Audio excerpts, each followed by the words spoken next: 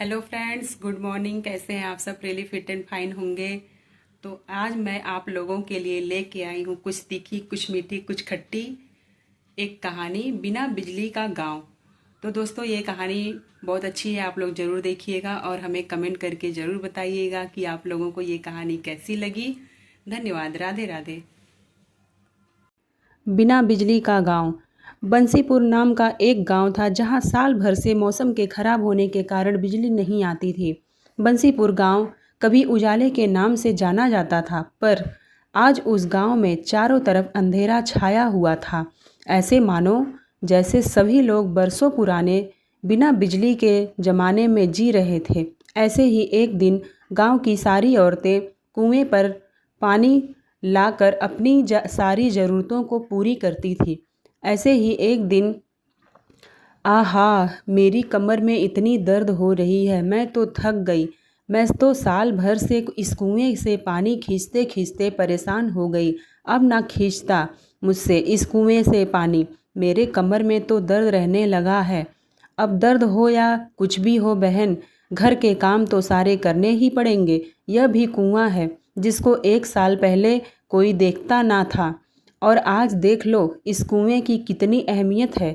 सही कह रही हो बहन, जब से गांव की बिजली गई है इस कुएं ने अपनी अहमियत बता दी है। और बिजली ना जाने से हम सारी बिजली से चलने वाली चीज़ बंद पड़ी है। बस काम में आ रहा है तो बस यह कुआं।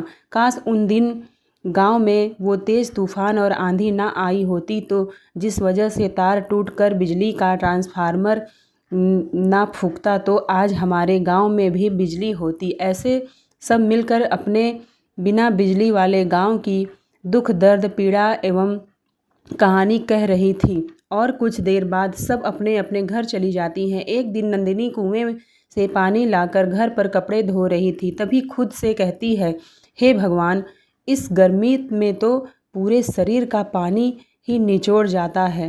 पहले कुएं से पानी खींच कर लाओ और फिर हाथ से कपड़े धो लो।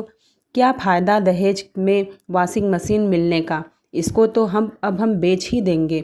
ऐसे ही एक दिन अंजना गर्मी में हाथ के पंखे से हवा कर रही थी। तभी अंजना अपनी सास से कहती है, आहा माँ जी, कितनी गर्मी लग रही है। किस काम का यह एसी है, जब देखो बंद पड़ा रहता है। तभी उसकी सास बोलती है, इसे उतरवा कर बिकवा दे बहू, बिना बिजली के गांव में इस एसी का कोई मोल नहीं है। ऐसे ही एक दिन शाम होते ही सारे गांव में गुप्त अंधेरा छा गया था और गांव के सभी आदमी शाम को दिन ढलते ही अपने घर काम से घर आ जाते हैं, क्योंकि पूरे गांव में लाइट ना होने की वजह से पूरे गांव में खूब अंधेरा हो जाता है, जिससे पास खड़ा इंसान भी नहीं दिखाई देता है। तभी रात को सुनील अपनी पत्नी से कहता है, माला, अब अंधेरा काफ़ी हो गया है। पास के सभी लोगों के भी दरवाजे बंद हो गए हैं। तुम भी घर का दरवाज़ा लगा दो, मैं ऊपर छत पे बिस्तर लगा देता हूँ। अंधेरा होते ही सभी गांव के लोग अपने अपने घर के दरवाजे लगा लेते हैं और माला भी अपने घर का दरवाज़ा लगाकर मोमबत्ती के उजाले में छत पर चली जाती है। फिर बिस्तर पर जाकर लेट जाती है। जैसे ही माला की आंख लगती है, तभी माला को अपने घर के दरवाजे के बजने की आवाज़ आती है। उसी वक्त माला अपने पति सुनील को जगा कर कहती है, अजी सुनते हो, इतनी रात को हमारे घर पर कौन आया है? मैं देख कर आता हूँ। इतने में पड़ोस में छत पर लेटा हुआ एक आदमी कहता है, अरे भैया, अरे सुनील भैया, रात को दरवाज़ा मत खोलिए, बिल्कुल मत खोलना। यह कोई डाकू या चोर होगा। रात को अब हमारे गांव में चोर लुटेरे भी आने लगे हैं। पड़ोसी की बात सुनकर सुनील दरवाज़ा खोलने के लिए नहीं जाता है। अब गांव में बिजली ना होने के कारण रात के अंधेरे में चार लुटेरे भी आने की दहशत लोगों में फैल गई। फिर सारी रात सभी लोगों की चोर डाकू की दहशत में गुजरी। फिर एक दिन दोपहर को गांव के सारी औरतें पेड़ के नीचे बैठकर आपस में वार्तालाप कर रही थी। तभी अंजना की सास कहती है, अरे बहन, मुझे नहीं लगता अब कभी हम लोगों को बिजली नसीब हो पाएगी। धीरे धीरे आज साल होने को जा रहा है लाइट आने की उम्मीद में, पर मुझे नहीं लगता अब कभी लाइट आएगी हमारे गांव में। अरे माँ जी, लाइट से याद आया, मैंने स्कूल में सोलर सिस्टम के बारे में पढ़ा था। उसे हम बिजली की तरह इस्तेमाल कर सकते हैं। कैसे बहू? माँ जी, ये सोलर एनर्जी यानी कि सूर्य की ऊर्जा, इसका इस्तेमाल करने से हमारे घर बिजली पर्याप्त मिलेगी और हमारे पर्यावरण को भी कोई हानि नहीं होगी। इससे हम अपनी लाइट की ज़रूरतों को भी पूरा कर सकते हैं। तभी एक पड़ोसन बोलती है, अगर कोई ऐसी चीज़ है जिसे हम अपने घर में लाइट की सुविधा कर सकते हैं तो तुमने हमें पहले क्यों नहीं बताया? अंजना, कैसे आएगी ये सोलर एनर्जी हमारे गांव में? इसके लिए हम सबको अपने अपने घर की छत के ऊपर सोलर प्लांट लगवाना होगा जो सूरज की किरणों से चार्ज होगा और उससे हमें एनर्जी मिलेगी।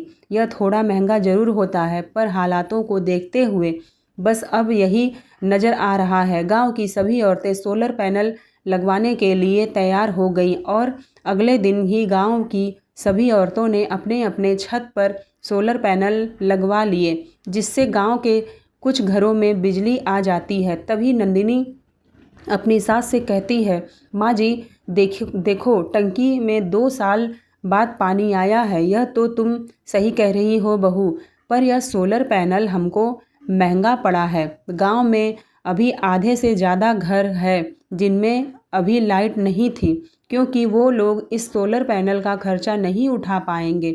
यह तो आप सही कह रही हैं माँ जी, हमारे घर तो रोशन हो गए, पर अब भी ऐसे घर हैं जो बिना रोशनी के पड़े हुए हैं।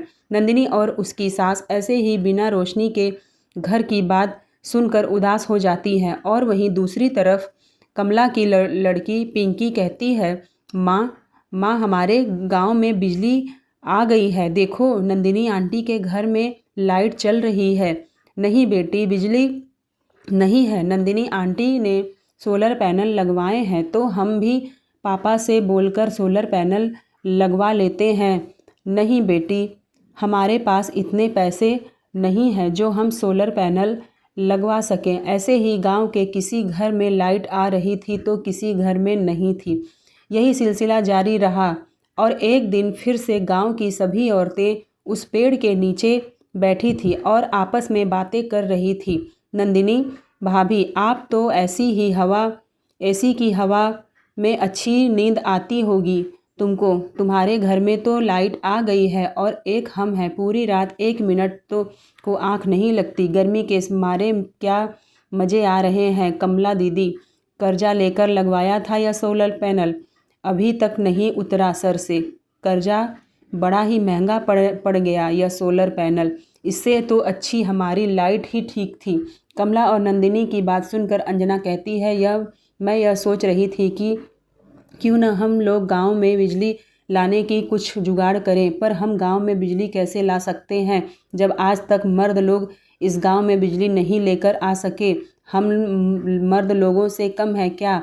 वैसे भी गांव में बिजली मर्द नहीं बल्कि हमारी शिक्षा लेकर आ सकती है। आप लोग कहो तो हम लोग कल ही बिजली दफ्तर चलते हैं और अपने गांव में बिजली लाकर दिखाएंगे। अंजना की बात सुनकर गांव की सारी औरतें राजी हो जाती हैं और अगले दिन ही गांव की सारी औरतें बिजली दफ्तर चली जाती हैं। औरतों ने मिलकर सरकारी दफ्तर में जाकर बिजली की अपील की और सरकारी कर्मचारी ने अंजना को एक फॉर्म दिया भरने के लिए। इस फॉर्म को भरना है। पेन मिलेगा क्या सर जी? आपके पास सरकारी कर्मचारी अंजना को पेन मांगते हुए देख हैरान हो जाता है और कहता है, आपको यह फॉर्म भरना आता है?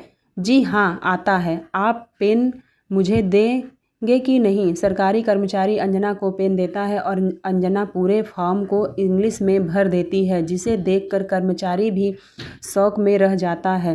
3 दिन बाद फिर से आना, थोड़ी और कानूनी कार्रवाई होगी। उम्मीद है सरकार आपकी मदद ज़रूर करेगी। और वो सारी औरतें फैसला कर लेती हैं कि वो गांव में लाइट लाकर रहेंगी।